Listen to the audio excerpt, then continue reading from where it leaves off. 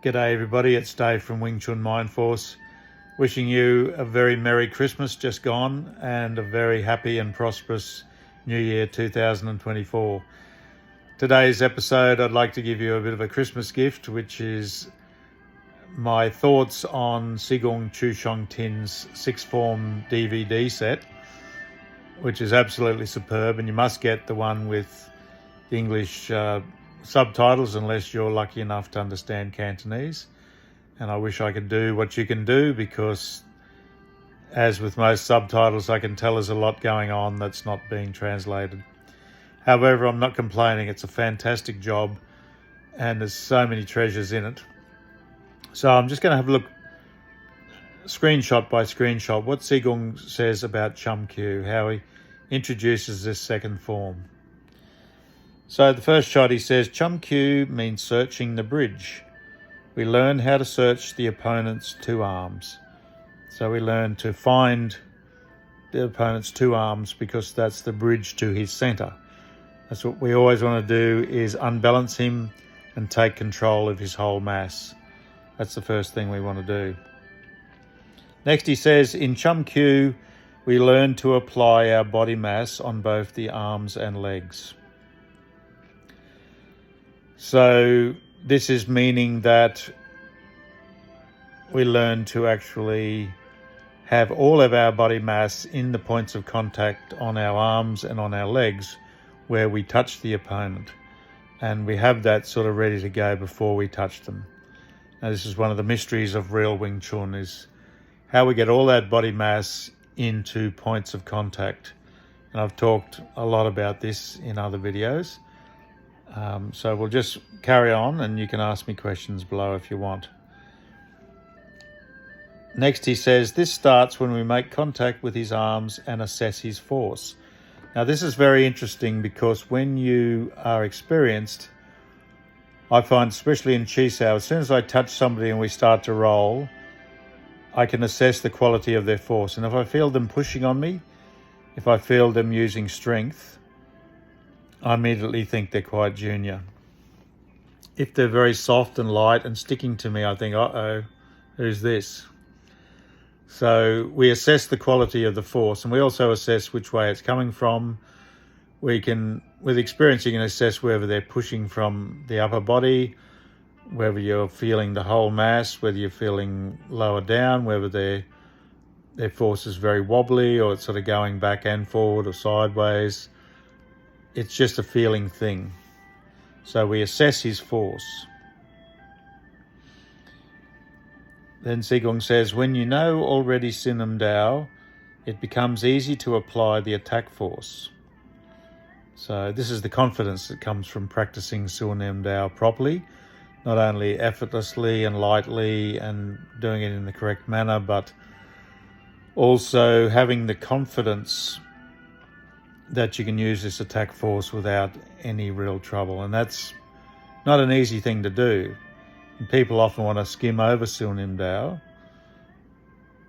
And sometimes you've got to go on and at least learn Chum, but you really need to have a good teacher and be assessed for the quality of your force, and make sure that most of your Silnim Dao, you understand how to apply force using the mind, because really, without that, you're kidding yourself.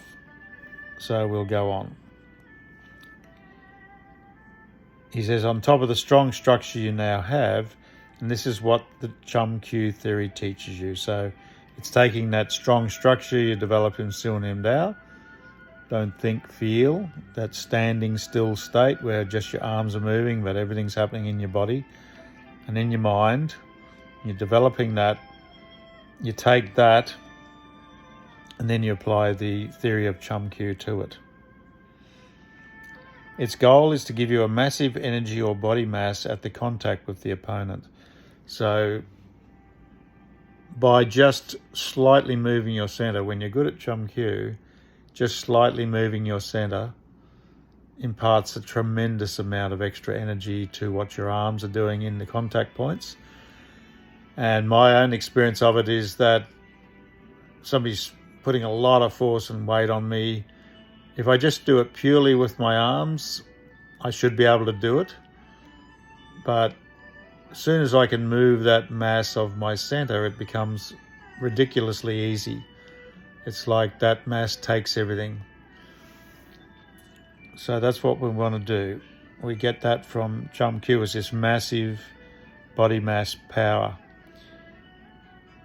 In learning Chum Q, the mind is thinking at transferring the body mass to the point of contact and the point of attack. Now, Sigong elaborates on this a bit more, but our mind,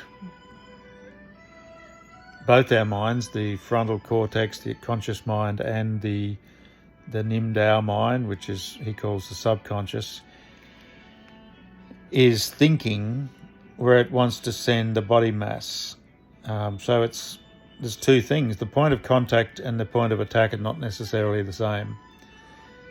And they actually tend not to be the same. So the point of contact's where you contact him, whether it be on his arms, on his legs, but the point of attack is his center of his mass, his spine. We want to attack his structure and take away his power. So that's the two things. The point of contact is where you send the force in, but your mind's also touching the point of attack, and that's what I've talked about a lot with the dummy. How the dummy allows us to put our mind in the dummy as well as at the points of contact on the dummy's arms, and constantly think about that.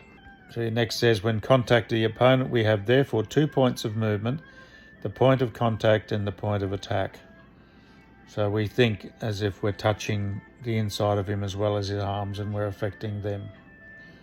So Chum Q theory is about setting the basic hand structure, applying bidirectional body mass movement, which means, two-directional body mass movement. So we're stepping forward or sideways and pivoting at the same time, turning around our center of mass. And also our arms are doing bidirectional things. They're sort of rolling, very similar to Chi Sao in a way. So we're applying all these directional forces, and the big one, the mass, which is a unified mass, is also moving. So it becomes very, very difficult for somebody to counter or control. And he says, and using the force of idea as a state of mind to complete the Chum Q form, doing this all in the same time. So this is that mysterious thing, the Nimlik, the force of idea, the ability to put your mind into points, have a mind map of your whole body, and I guess a map of the other guy, and move that with your mind. So it's the way your mind is effortlessly, the body's empty and soft, and the mind is directing everything, and the mind's imagining, connecting in reality to the point of attack and to the point of contact. Once you understand the Chum Q theory and apply it naturally, you will be able to direct your body mass into both your arms and your legs. So this is a standard thing. So now I'm going to play you the end, just a little clip from the video, which I think is fair use because I'm not making money out of this, and Sigmund will be pleased to pass on this bit of information. I want you to listen out for the Chinese words yi sik. Now, I don't speak Cantonese, but I've been around it for long enough, I can hear things.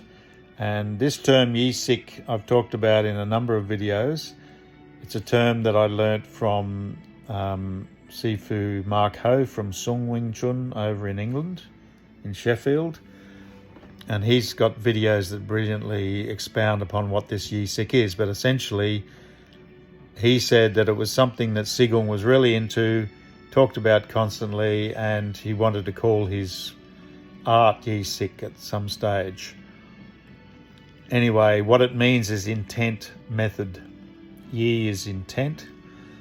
It's a lot of things, but it's the ability to touch with your mind and other things. But the method part is sik. So it's the way of using your mind to affect the other person by touching them with your mind. And we go further and we put our mind into the swords, we put our mind into the pole. So I'm going to play you these little short clips of Sigong saying Yi Sik, and then I'm going to let you hear what he says, and you'll, even if you don't speak Cantonese like me, you'll hear him say Yi Sik, and you'll realise that not everything's translated, and that's what he's talking about here, is the ability to put your mind into the points of contact, into the point of attack, and put all your body mass into the other person. And this is how we make the bridge. This is, this bridge we're talking about is like a mental bridge, really. We tend to think of it as a physical bridge, but it's actually a mental bridge. In reality, you're connecting to the other person, solidly getting a hold of them, connecting to them and affecting them. Okay, so I'll let Sigong talk from now. 意識個意識，你運用呢兩種方向嘅力量之外呢，你一定要達到有一個意識去訓練自己。所以尋橋每一個意識，你都要達到用個意識去使用呢個尋橋嗰啲手法嘅應用技巧。咁樣呢，你練慢慢下，就每一招式都可以將全身嘅重量、速度推出嚟嘅力量呢，就伴住喺個四肢之上㗎啦。